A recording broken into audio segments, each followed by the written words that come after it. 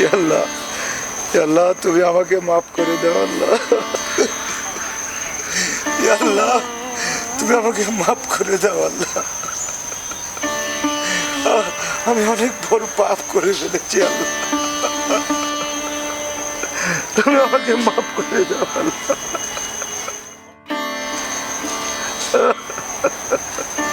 আমি অনেক বড় পাপ করে ফেলেছি।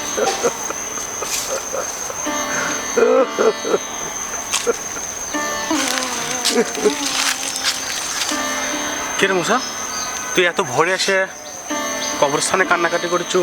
তোর নিকট আসতো তো কেউ মারা যায়নি? খুব ভালো মানুষ ছিল, কিন্তু আমি যে তার সাথে বিরাট অন্যায় করেছি। অন্যায়? কি অন্যায় করছিস তুই? চরম চরম অন্যায়।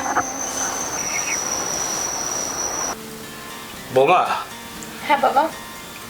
কাজল এ মাসে টাকা পাঠিয়েছে 1,20,000 টাকা। শোনো, এর মধ্যে থেকে 30,000 টাকা জমিতে সারের জন্য দিয়েছি। আর তুমি তো আমার কাছে টাকা চেয়েছিলে, তোমাকে 20,000 টাকা দেব। আর হেলালের এই মাসের বেতন আর বকেয়া কিছু টাকা আছে, সব মিলিয়ে 10,000, এই টাকাটা দেব, বুঝছো? আচ্ছা বাবা, আপনার হাত খরচের টাকা নিয়েছেন?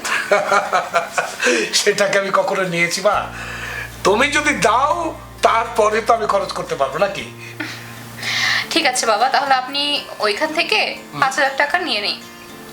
5,000? আচ্ছা ঠিক আছে, তুমি যখন বলছো তাই সই জি। করে।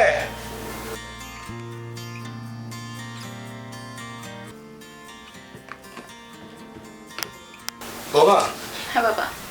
এই মাসে যে বাজারটা নেওয়া হয়েছে না, হ্যাঁ সেই টাকাটা দিয়ে দিতাম।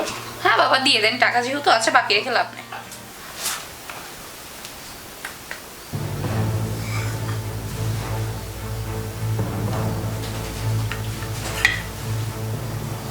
আর শোন, তুই যা দেখ জমিতে কামড়া লেগেছে, তারা কি করছে দেখ। ঠিক আছে।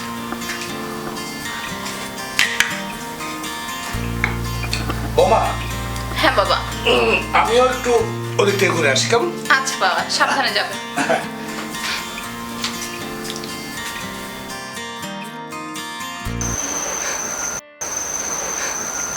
সব কিছুই ঠিকঠাক চলছিল।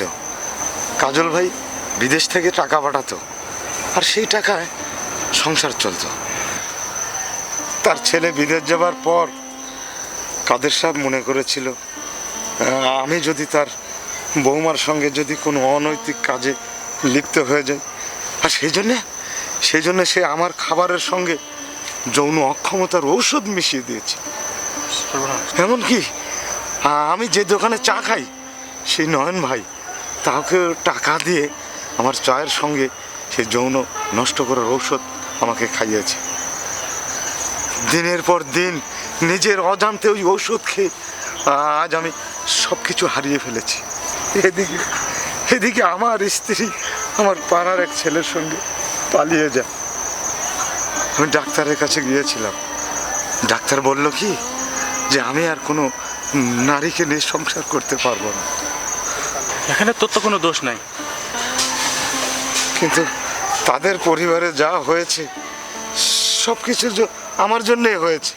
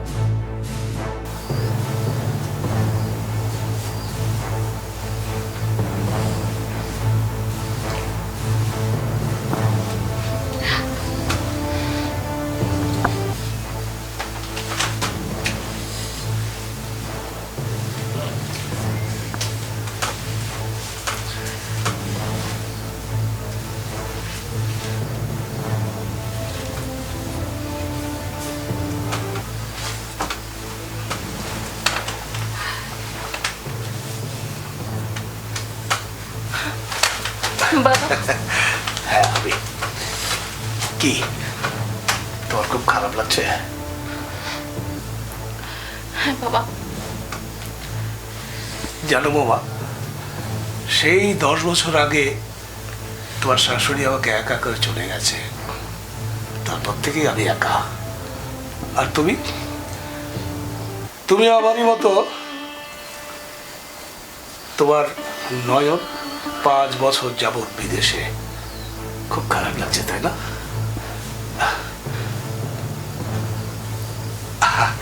কেউ জানবে না। এসো, কাছে এসো, বাবা এসো না। ছি ছি ছি ছি ছি, এ আমি কি দেখলাম? ছেলের বউয়ের সঙ্গে শ্বশুর, ছি ছি ছি ছি ছি, এটা পাপ, এটা অন্যায়। আর এই অন্যায় মেনে নেওয়া যাবে না। আমাকে একটা কিছু করতে হবে, একটা ব্যবস্থা করতে হবে। এসো।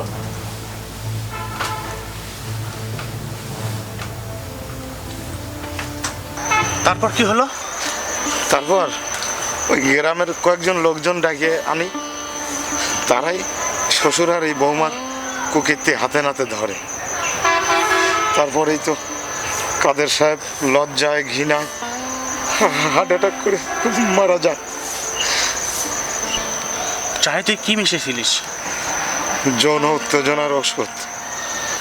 আর এর জন্যই তো তারা এই শ্বশুর বৌমা মিলে এই সমস্ত কাজে লিপ্ত হয়েছে। শান্ত হ, শান্ত হ তুই। তাহলে তুই এই কবরস্থানে কান্নাকাটি কর। আল্লাহ মহান, সে চাইলে মাফ করে দিতেও পারে। আর তোর যে সমস্যা হয়েছে, এর সমাধানের একটা উপায় আছে, একটা কবিরাজ আছে। তার কাছে গেলে আমার একটা বিশ্বাস, এই সমস্যা তোর সমাধান হয়ে যাবে। তুই আজকেই আমার সাথে যাবি, আর ওষুধ খেলে তুই ভালো হয়ে যাবি। ঠিক আছে, চল। আয়।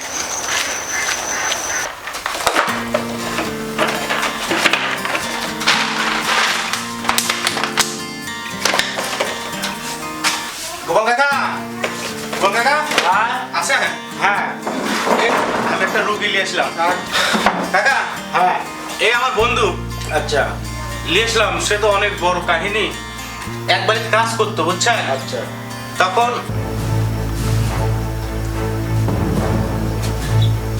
বুঝছেন এই অবস্থা, তখন কি ওষুধপাতি খাওয়াছে? হ্যাঁ। কিন্তু মস্ত বড় কাম।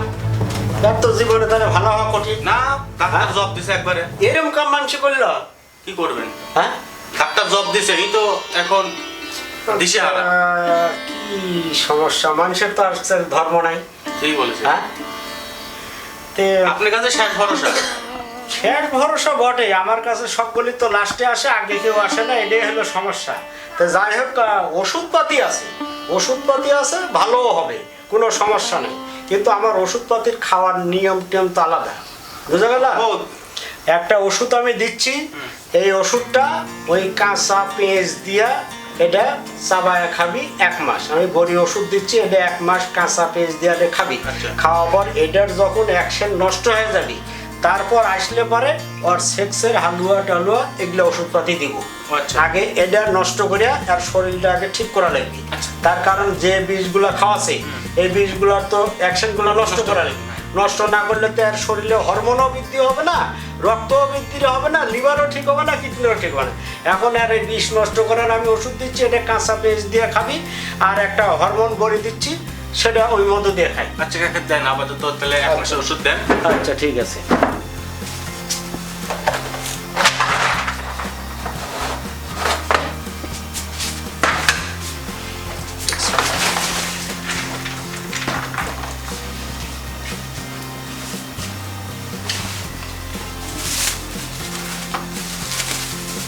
এই যে এই ওষুধগুলা দিচ্ছি, এই ওষুধগুলা সকালে একটা রাতে একটা কাঁচা পেঁয়াজ দিয়া চাবায় খাবি, দিনে 2 বার। দিনে 2 বার, সকালে রাতে? সকালে রাতে।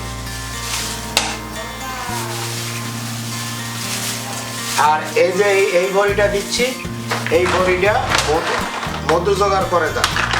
হ্যাঁ, মধু দিয়া সকালে একটা খাবি, রাতে একটা খাবি। এটা খাইলে পরে আবার হ্যাঁ, এটা হরমোনও বৃদ্ধি হয়ে যাবে, কিডনিও পরিষ্কার হয়ে যাবে না, আর ওষুধের অ্যাকশনটাই নষ্ট করে দিবি। দিলে পরে তারপর ওকে এখন সুস্থ করার জন্য আর যৌবন ফিরানোর জন্যে আর এখন ওষুধ দিব হলো একটা যাবে 1 কেজি 300 গ্রাম হালুয়া আর একটা যাবে 1 কেজি হালুয়া। এটা খাইলে পরে ওর যৌবন শক্তি আস্তে আস্তে আবার ফিরে ফিরে আসবে। হ্যাঁ, এইভাবে এর ওষুধটা খেতে হবে 3 মাস যদি জীবনে ভালো হতে চায়। ঠিক আছে কাকা, ঠিক আছে কাকা, তাহলে আসি। আচ্ছা, আয় আয়, দেখছি শোনো না, তুই রোগ ভালো হয়ে যাবে, ঠিক আছে?